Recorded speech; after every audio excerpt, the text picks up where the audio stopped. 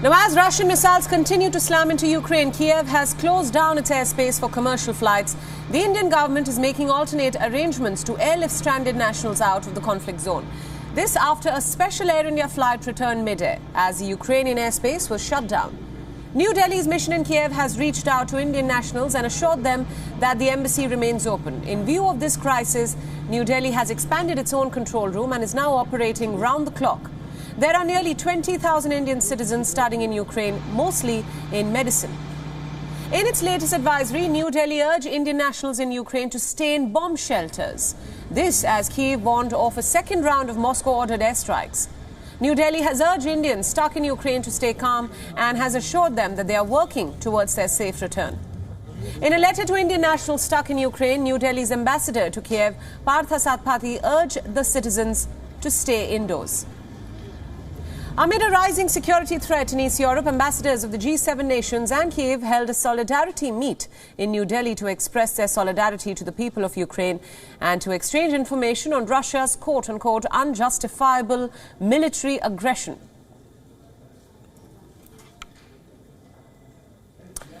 Now, for more details and updates, our principal diplomatic correspondent Siddhant Sibal now joins us live on this broadcast from New Delhi. Siddhant, thanks for joining us. This, of course, is an update coming from New Delhi.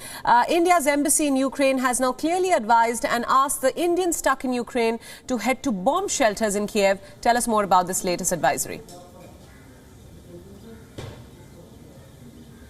Well, what has happened since morning today is something of the greatest, perhaps, geopolitical developments of this century. And New Delhi is closely monitoring the development. But biggest priority or biggest focus for New Delhi is its 20,000 nationals. Most of them are students doing medical education in the country. Now, the Indian government has been in the past few days and weeks issuing advisories asking the Indians to leave the country. But now, of course, situation has exacerbated.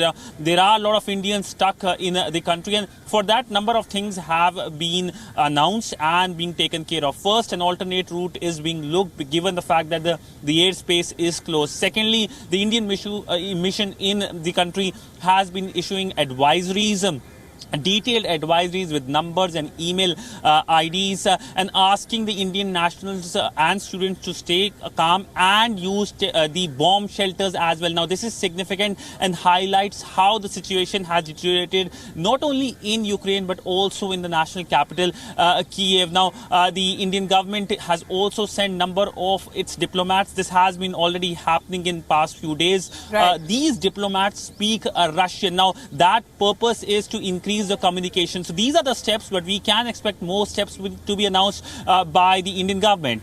Right, absolutely. Siddhant, just expanding on this discussion, we, of course, through the day on WION have been talking to Indian students and foreign nationals who are currently stuck in Kyiv and Ukraine, especially in light of the recent developments. They've mentioned that since there's a martial law imposed, it's harder to get access to groceries. There are long queues on outside ATMs to get cash as well. So what is India currently doing to evacuate its nationals, especially the students? Well, usually there is a certain protocol, and this is not the emergency which has emerged overnight. India is, of course, working on a contingency plan. In fact, last year we saw the Taliban takeover of Afghanistan, and similar situation existed that time, not only when it comes to the Indian nationals, but also minorities in that country. And for that, the Indian government had launched Operation Devi Shakti. But at that time, there were international forces present in the country, and India was coordinating with the Americans, with the Tajiks, using the base in Tajikistan for the evacuation. There were special Indian Air Force flights which were sent to the country via Tajikistan. In this case, the situation is different. First, there is not a central command where there can be a coordination. Secondly, the airspace has been closed. For that, what Indian government is doing when it comes to the local situation, usually what happens are WhatsApp groups, numbers are exchanged so that there can be communication, real-time communication between the Indian diplomats and the students and nationals. And similar protocols have been put in place this time as well. Right, Siddhant Sibal, thank you so much for all those inputs and thanks for joining us from New Delhi.